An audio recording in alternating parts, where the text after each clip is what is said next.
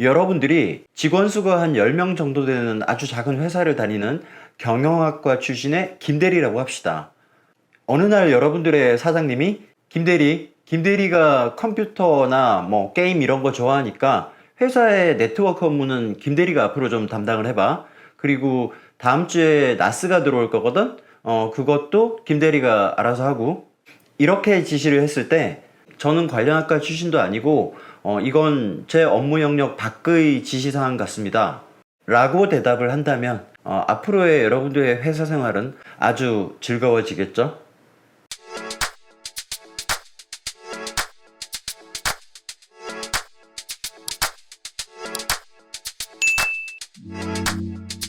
안녕하세요, 베테우스입니다. 인트로에서 말씀드린 그런 상황은 의외로 자주 발생을 합니다. 여러분들이 김대리가 아니라 사장님이라 해도 마찬가지일 겁니다. 시킬 김대리가 없는 거예요. 소규모 자영업자. 그랬을 때는 이런 일을 누가 해야 됩니까? 마지막으로 여러분들이 가정주부인 거야. 그런데 아들내미가 엄마 나도 컴퓨터 사주고 내 방에도 인터넷 나오게 해줘. 그런데 남편이 없네? 이혼을 했거나 아니면 해외 출장을 간 거야. 이거 누가 합니까? 자, 지금까지 제가 말씀드린 사례들의 공통점은 여러분들이 직접 해야 되는 그런 상황이라는 겁니다. 어쩔 수 없이요. 여러분들은 이런 상황에서 보통 검색을 먼저 하겠죠? 인터넷이나 유튜브에 검색을 할 텐데 뭘 좀 알아야 검색을 합니다. 그래서 딱 내가 원하는 부분만 찾아보면 되는데 여러분들은 워낙에 기초 지식이 없어요. 그래서 책을 사기로 결심을 합니다. 서점에 가서 이런 책을 사는 거지. 네트워크 입문서. 자, 그랬더니 이 목차 보십시오. 벌써 머리가 아파요. 대부분의 책들이 막 이런 식이란 말이죠. 우리는 전문가가 될 게 아니잖아. 그죠? 이런 식의 책들은 맞지가 않다. 딱 필요한 만큼의 지식만 있으면 됩니다. 어떤 장비들이 필요하고 걔네들을 어떻게 연결하고 요 정도의 수준만 알면 된다는 거죠. 그런데 이걸 어디 가서 배울 데가 없단 말이에요. 학원이 있는 것도 아니고. 지금 보시는 세 가지 장비가 있는데요. 결국 우리는 얘네들에 대한 이야기를 할 거고요. 우리는 이 세 가지만 알면 됩니다. 모뎀, 공유기, 허브입니다. 이 장비들의 기능, 서로 간의 연결, 이런 것들에 대한 이야기를 나눠볼 겁니다.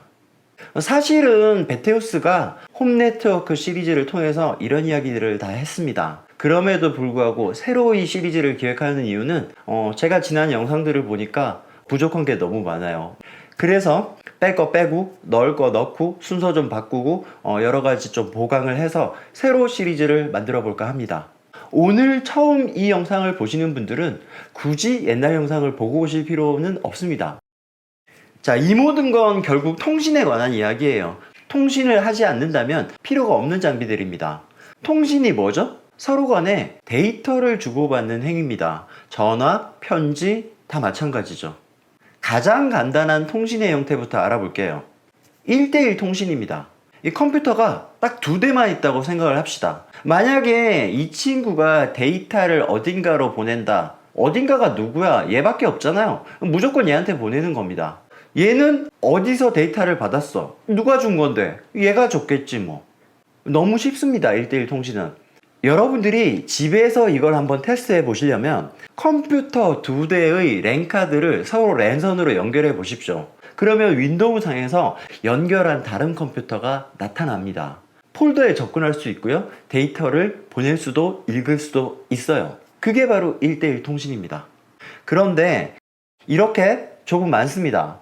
요게 뭐 작은 사무실이라고 생각을 하면 스마트폰, 태블릿, 요즘은 이 프린터 같은 것도 다 네트워크 장비죠. 자, 이런 장비들이 서로 통신을 해야 된다고 했을 때 1대1 통신과 똑같이 생각을 하면 이렇게 연결을 하면 되겠죠. 자, 그런데 연결 자체가 복잡하고 랜선이 지나치게 많이 필요합니다. 요게 10개거든요. 그래서 실제로는 이런 식으로 연결을 많이 합니다. 중간에 어떤 장비를 둬서 모든 연결이 그 장비를 통해서 가게. 보다 더 심플하죠? 자, 그러면 이 연결과 아까 그 연결을 비교했을 때 얘가 꼭 더 좋으냐? 그렇진 않아요. 만약에 이 상태에서 이 장비에 무슨 문제가 생겼다. 그러면 모든 통신이 다 먹통이 되겠죠?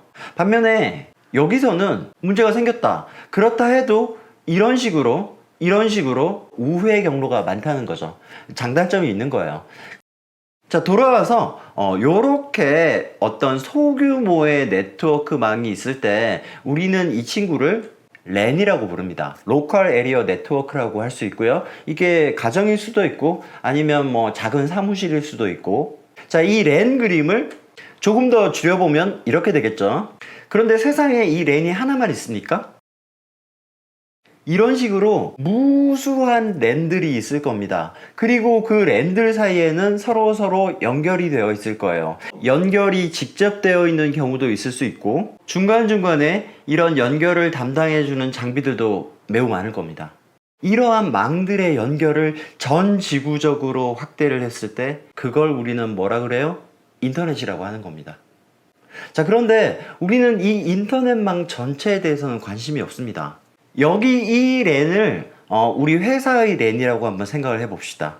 얘가 그러니까 인터넷망인 거예요. 인터넷에 우리 회사의 랜이 연결이 되어 있다라고 생각을 해봅시다. 자, 그런데 그냥 연결이 됩니까? 안 됩니다. 반드시 중간에 인터넷 연결을 하게 해줄 어떤 서비스가 필요합니다.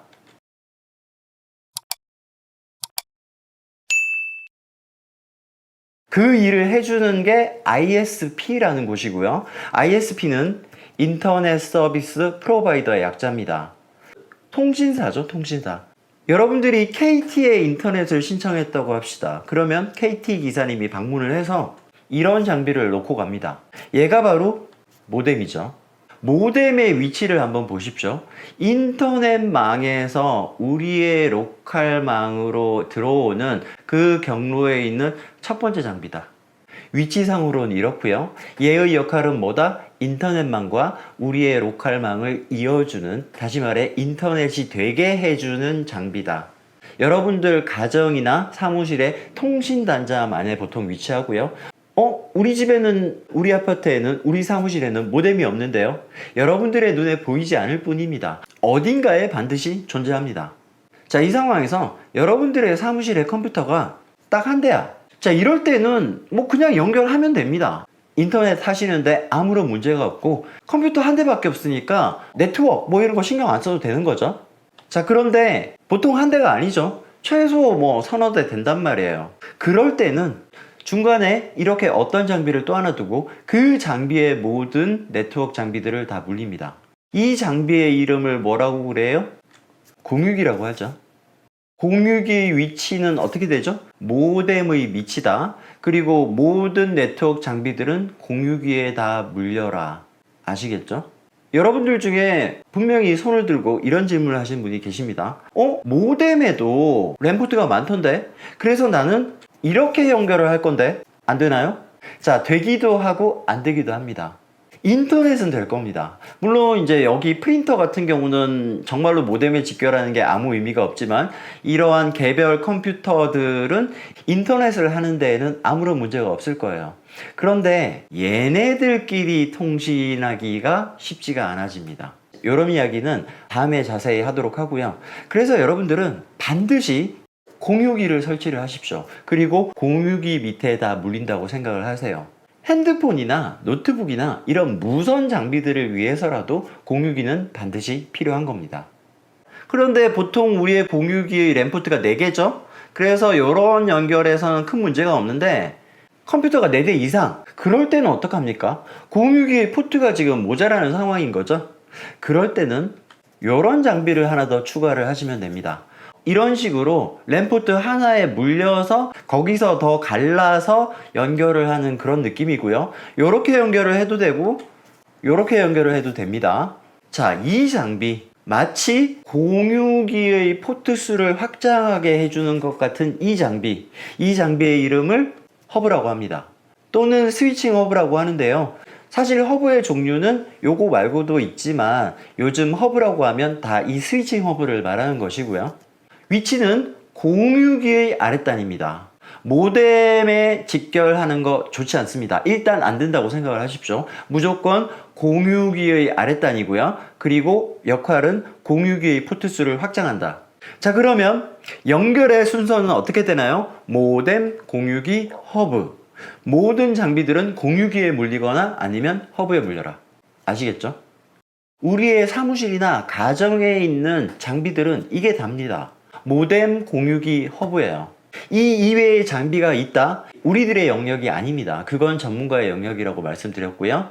자, 그런데 이 중에서도 이 모뎀은 내가 설치한 장비가 아니죠. 이건 통신사에서 놔준 장비란 말이에요. 공유기와 허브는 내가 설치를 해야 될 장비들인 거죠. 그리고 내가 관리를 해야 될 장비들인 거고요. 앞으로 이런 이야기들을 쭉 나눠볼 겁니다. 자, 오늘은 첫 시간이어서 네트워크를 간단하게 설명드렸고, 그리고 모뎀 공유기 허브의 위치와 역할에 대해서 간단하게 이야기를 나눠봤습니다. 자, 오늘은 여기까지고요. 오늘 영상 도움되셨다면 좋아요와 구독 부탁드립니다. 감사합니다. 지금까지 베테우스였습니다.